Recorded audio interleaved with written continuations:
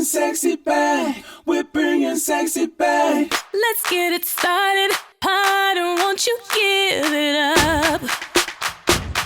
Hello, beautiful lady. Yes, I am talking to you. It is Thursday, and you know what goes down here on Thursday. Wife Life with Dr. Gail goes down here on Thursday. So do me a huge, huge favor. Make sure that you're hitting the subscribe button and the little bell right next to it so you'll know when I go live. And so tonight I want to talk to married people, right? Married people. And the question I get all the time is it okay to cheat on my spouse because I'm unhappy in my marriage?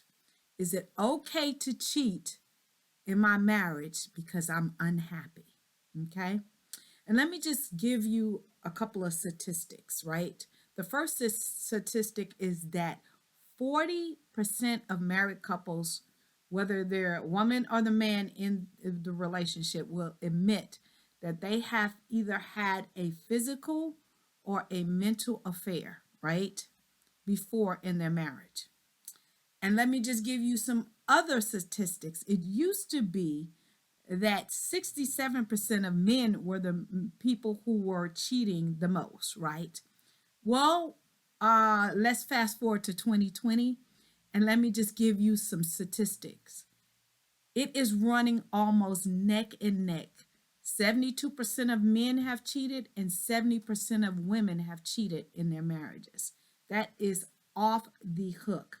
And a lot of people in my industry, when it comes to counseling and coaching and those kind of things, we realize that social media has opened the door for infidelity to flood marriages much easier than just meeting up in the past where you had to physically go somewhere to meet the person, right? So not only is this running rampant in the marriages, it is just running rampant in relationships in general. But my focus is on marriage, right? And so let me just give you this, that having an affair never will ever solve the problems that you have going on in your marriage, right? It's never going to meet that need. It's never going to solve the problem, right? It's just going to open the door for you to have more problems, more heartache, and more frustration, okay? And so if your needs mentally, physically are not being met inside of your marriage, what needs to happen is you need to look at the root cause of what is going on and what led to you not getting your needs met.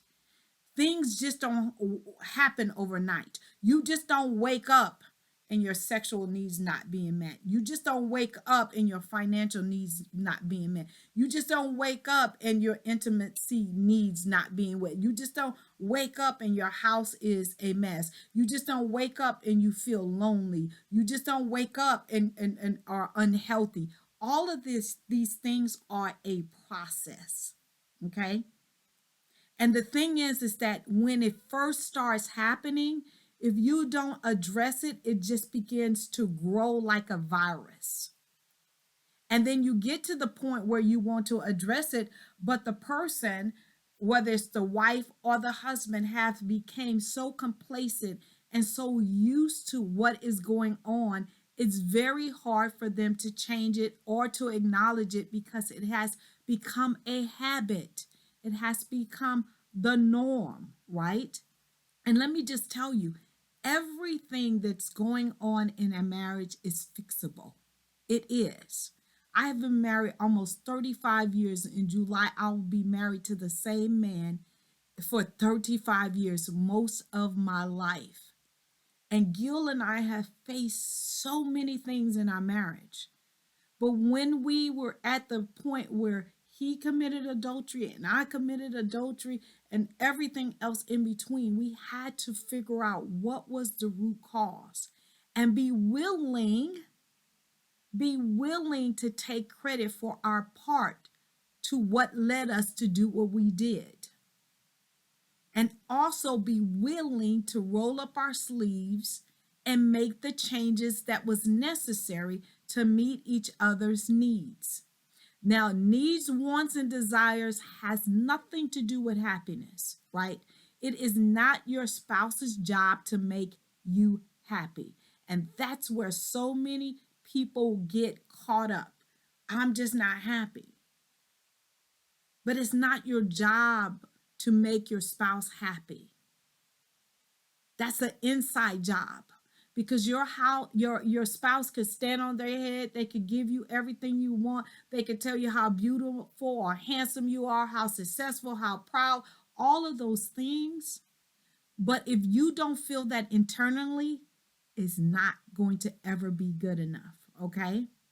So my question to everyone that's listening to the under the sound of my voice is, in order for you to get your needs, your wants, and your desires met, do you know what they are?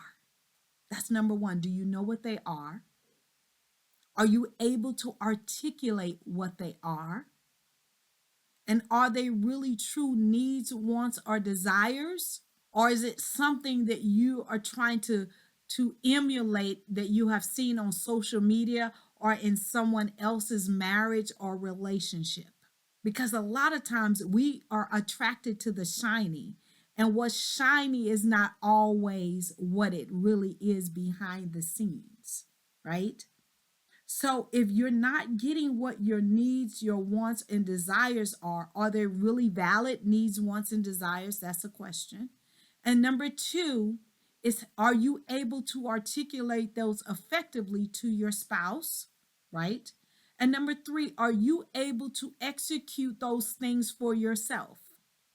Are you able to articulate and to execute those things for yourself? Because a lot of times it is miscommunication and unrealistic expectations on why you're unhappy in the marriage. And let me just tell you, if they know that you're married and they engage with you anyway, let me just give you a principle. What you do with me, you will do to me.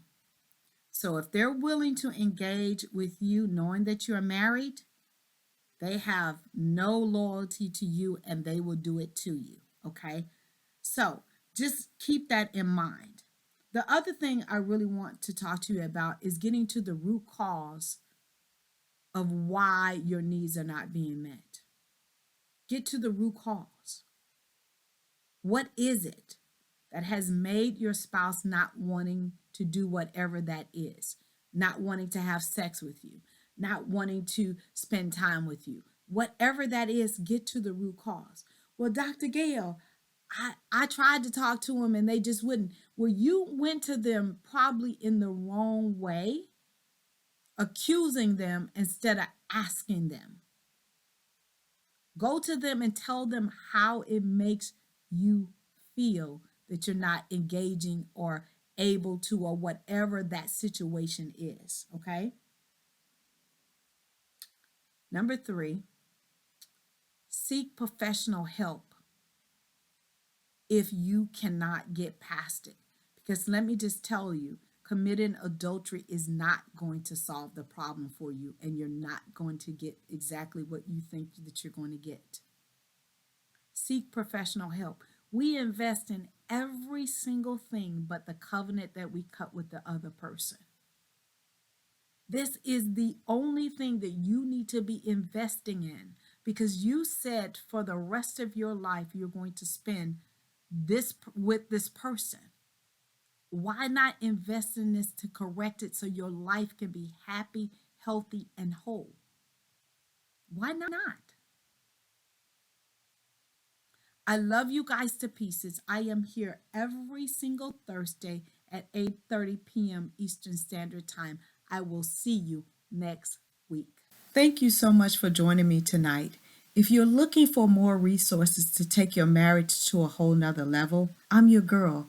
Please click the link below and visit my website. There's tons of ebooks and books and all kind of things just to help you on this wife life journey. As well as, I would love for you to join me on all my other platforms. You can look for me on TikTok, Instagram, and my Facebook page. I am always hanging out on all my platforms. So click the link below and join my tribe. I truly appreciate you. We're bringing sexy back. We're bringing sexy back. Let's get it started. I don't want you give it